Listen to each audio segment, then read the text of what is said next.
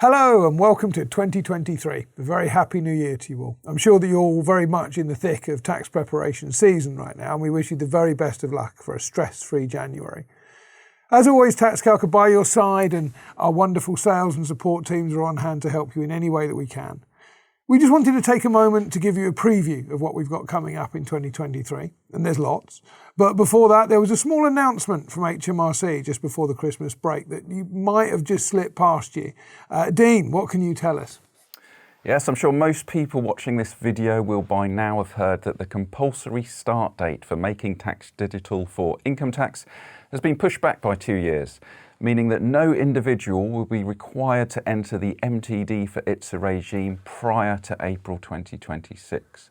There are also a couple of surprise announcements. The turnover threshold has increased from £10,000 to £50,000, and that drops back down to £30,000 from April 27. The start date for partnerships has been removed entirely pending further notice, and there has been no mention of MTD for corporation tax, which now seems very unlikely this side of 2030. So, what does that mean for the accountants out there?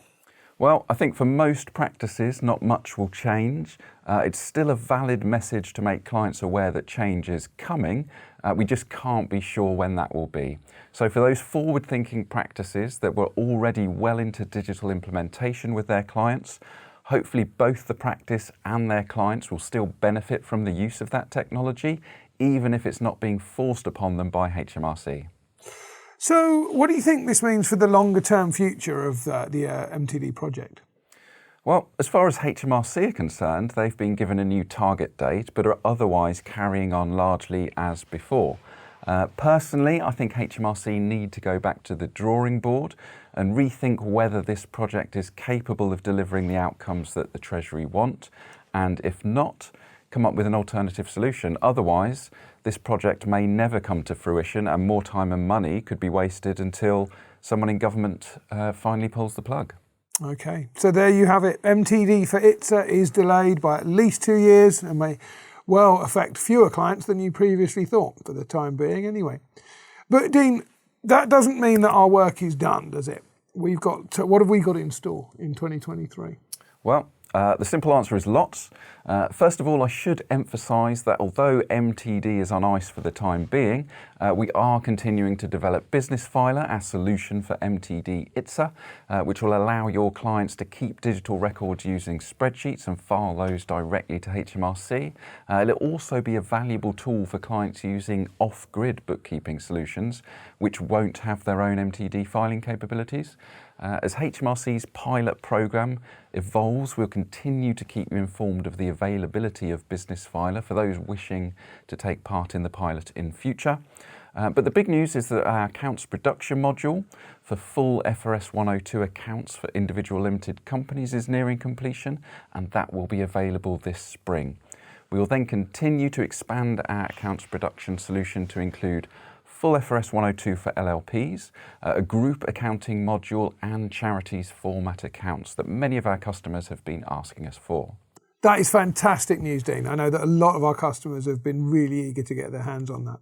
Absolutely. We can't wait to unveil that. But what are you and I going to be doing now that our MTD Readiness webinar series is on pause? A good question. As our regular viewers will be aware, Dean and I have been going deep into how you can make your journey to MTD as smooth as possible in our regular webinar series. But we felt that given the announcement to postpone, that we would pause all of that content for now. So we're taking this opportunity to focus on some of the other more pressing issues that our customers are always telling us that are giving them cause for concern. Over the next 12 months, we'll be bringing you a series of webinars with expert guests to examine how you can find and retain staff more effectively, how to work with outsourced or offshore staff in a safe way that doesn't derail your practice plans. We'll also be looking at security issues. We've got a very special webinar scheduled for early March in which we're going to be looking at what can happen in the event that your data is compromised, and I can't wait for that one. And more on cutting costs for you and for your client too.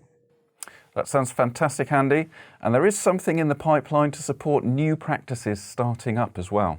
Absolutely, more on this to follow. But as a project to support the fledgling firms that are just starting out in 2023, we're going to be launching an exciting scheme that provides them with support, a range of software and practical help to maximise their chances of turning their startup from into an established accounting firm.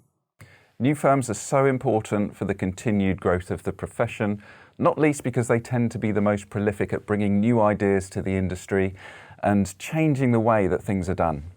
Absolutely. There'll be more to follow on that in the next couple of months, and the application process will be open in the spring. So if you know anyone who has recently started a firm, be sure to let them know.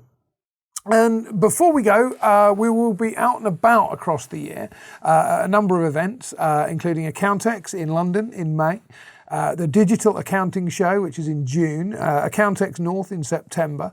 We're also going to be at the Tax Assist Conference and the 2020 conferences across the year, and a range of other events too. We're eager to get out and see you guys. So if you get a chance to go to some of those events, please come and find us.